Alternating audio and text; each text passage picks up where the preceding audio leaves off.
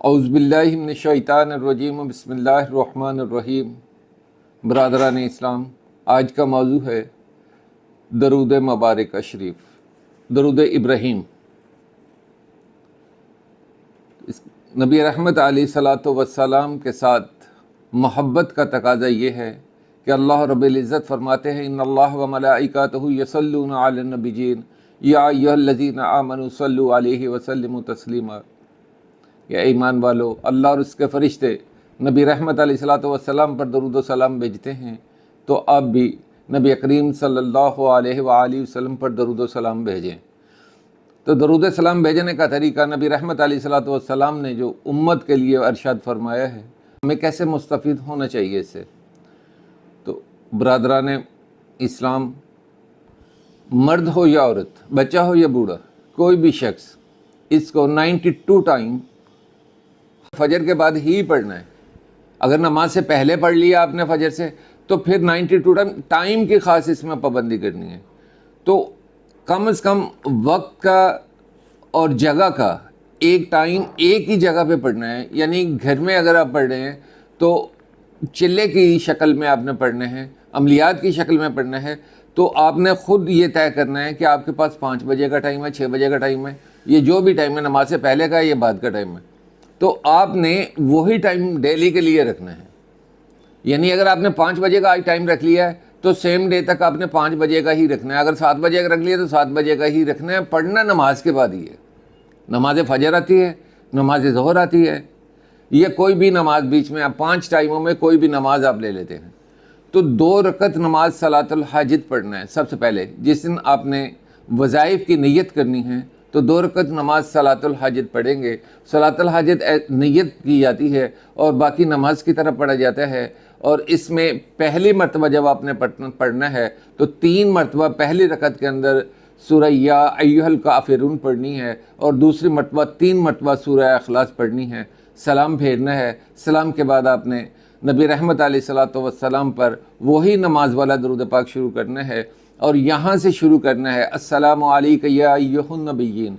पहले नबी करीम सल्लल्लाहु अलैहि वसल्लम पर सलाम भेजना है और उसके बाद आपने दरूद पाक शुरू करना है और सलाम पहली मरतबा भेजना है और 92 टाइम आपने दरूद पाक ही पढ़ना है। 92 मरतबा पढ़ने के बाद आपने सजदे में जाकर अल्लाह तबारक व तआला जल्ल शान के अर्ज़ करनी है कि या रब्बिल आलमीन, ये दरूद पाक मैं रसालत मोहम्मद सल्लल्लाहु अलैहि वसल्लम की बारगाह में पेश करता हूँ, इसे कबूल फरमा ले और इसका सवाब मेरे नबी रहमत अलैहिस्सलातु वस्सलाम की बारगाह में पहुँचा दे।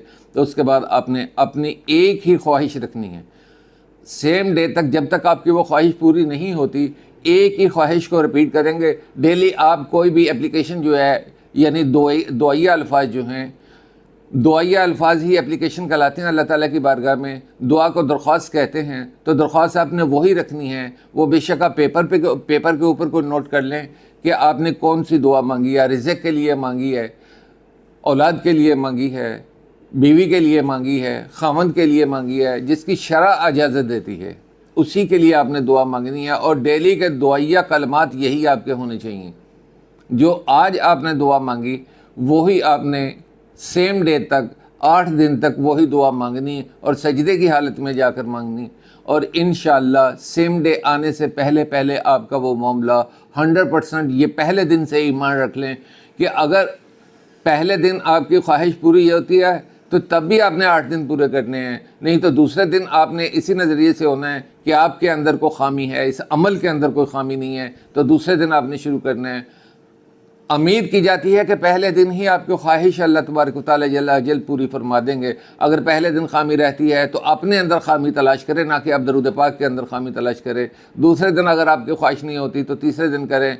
इंशाअल्लाह 8वें दिन तक अल्लाह तबारक व तआला जल्ल शान के हुक्म से, उसके एहसानात से, दरूद पाक की बरक़ात से आपकी वो 100% ख्वाहिश पूरी होगी।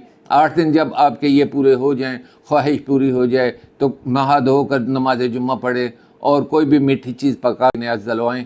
अल्लाह तबारक व तआला आपके लिए आसानियाँ पैदा फरमाए। फमा अलैना इल्लल बलागुल अमीन।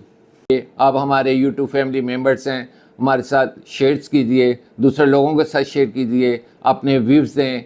जो भी आप लोगों के साथ कोई मामलात आते हैं कमेंट्स करें, इंशाल्लाह उनको रिप्लाई किया जाएगा। और इंशाल्लाह मैं कोशिश करूँगा कि एक वीक के अंदर एक दिन आप लोगों के लिए वक्फ कर दूं, उसमें कुछ चंद घंटे, 1 घंटा 2 घंटे का कोई टाइम रखा जाएगा जिसके अंदर डायरेक्टली आपके सवालों के जवाब भी दिए जाएंगे और इंशाअल्लाह आप इस इल्म से मुकम्मल तौर पर मुस्तफ़ीद होंगे, फ़ी सबीलिल्लाह होंगे। इंशाअल्लाह अल्लाह आपके लिए आसानियाँ पैदा फरमाए। मेरी दुआएं आपके साथ हैं। जब आप अपने लिए को अमल करें तो मुझे भी अपने दुआओं में याद रखिएगा। फ़मा अलैना इल्लल बलागुल मुबीन।